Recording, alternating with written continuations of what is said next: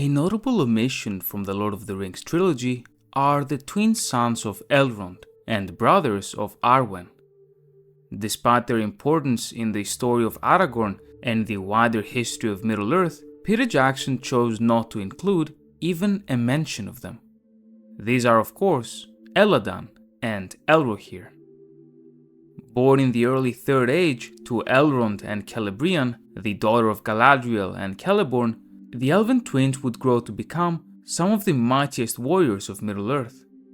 Though not much is known of them, what is recorded extensively is their deep hate for the orcs. Their mother Celebrian had been taken hostage and tortured by the orcs, only to be saved by her sons. Although physically healed, her mind and soul would never recover from the ordeal, and she chose to depart from Middle-earth forever, heading west to the Undying Lands. Ever since that incident in the year 2509 of the Third Age, Elladan and Elrohir hunted down the orcs ruthlessly, notably joining Arathorn II, the father of Aragorn, in his raids against them. It was in one of those battles where the twins joined the Dunedain that Arathorn was slain, and his son was sent to Imladris, where he grew up among the elves. During the War of the Ring, their primary role in the events of the book was to scout ahead of the Fellowship and prepare their way as they traveled. They would eventually join the Grey Company, and it was actually Elrohir that told Aragorn about the paths of the dead. The Grey Company was a group of 30 Dunedain rangers, led by Halbarad, a kinsman of Aragorn that was also cut from the movies. Nonetheless, following the events with the Army of the Dead and the battle at Pelargir, Elladan and Elrohir participated in the Battle of the Pelennor Fields, joined Aragorn's council, and eventual battle at the Black Gate. Elrohir said to him, "I bring word to you from my father. The days are short. If thou art in haste, remember the paths of the dead."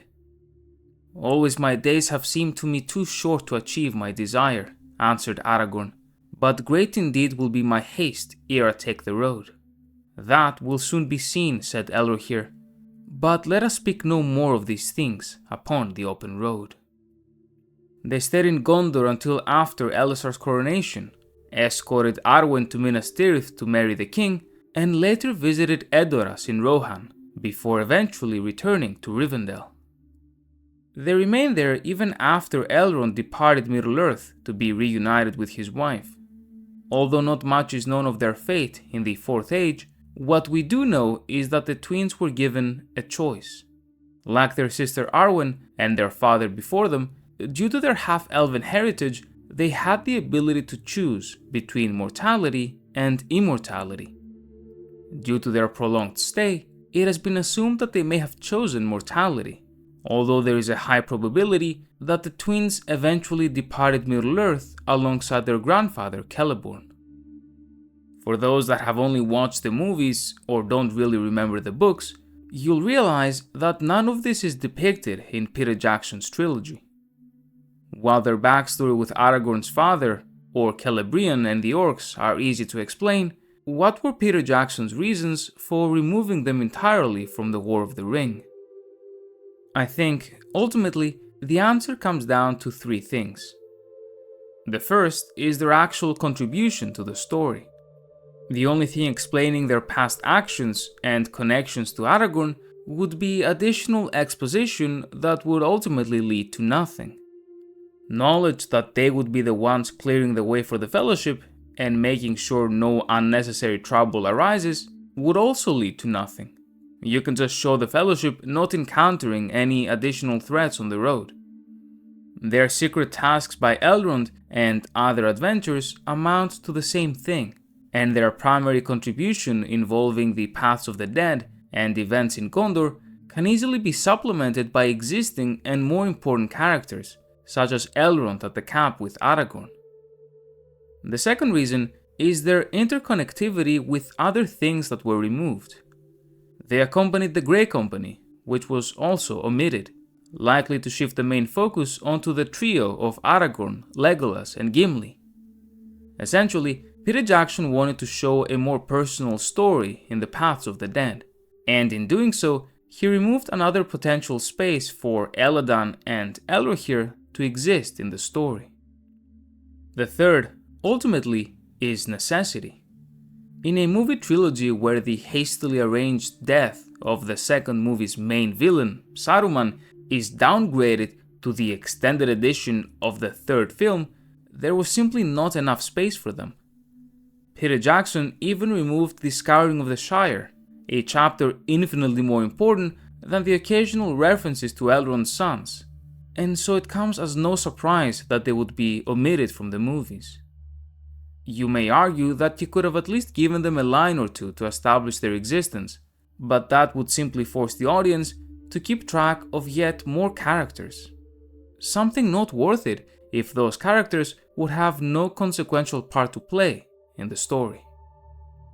The very same fate was suffered by arguably even more important characters than Elladan and Elrohir, such as Glorfindel, who was replaced by Arwen in saving Frodo, or Prince Imrahil, who saved Faramir, Beregond and his actions during the siege, and most notably of all, Tom Bombadil. In the quest of the filmmakers to create a much more focused story with a more concentrated cast of characters with an equally concentrated watch time, many things had to be either completely cut or transferred onto another character's storyline. Nevertheless, there is a chance that Peter Jackson included a small homage to them in the scene of the Council of Elrond. In the books, there are a total of 13 named characters, none of which are stated by Tolkien to be either Elladan or Elrohir. However, in the Fellowship of the Ring movie, we see these tall, dark-haired elves sitting on either side of Elrond. Tolkien's physical description of the twins goes as follows. Presently Eomer came out from the gate, and with him was Aragorn, and Halbarad bearing the great staff close furled in black, and two tall men, neither young nor old. So much alike were they, the sons of Elrond, that few could tell them apart. Dark-haired, grey-eyed, and their faces elven fair, clad alike in bright mail beneath cloaks of silver grey. While not definitive, and the two extras are never explicitly stated to be Elladan and Elrohir, it could have been a nod from Peter Jackson towards the characters, as a little inclusion of them, despite their removal from the story. Regardless, I think out of all the changes made to the source material, the removal of Elrond's sons may have been one of the more justifiable, considering the scale of the movie and the complicated overarching narratives. If anything, fans have been more interested in these two characters than Tolkien himself ever was, as the lore he ever wrote for them was always very limited.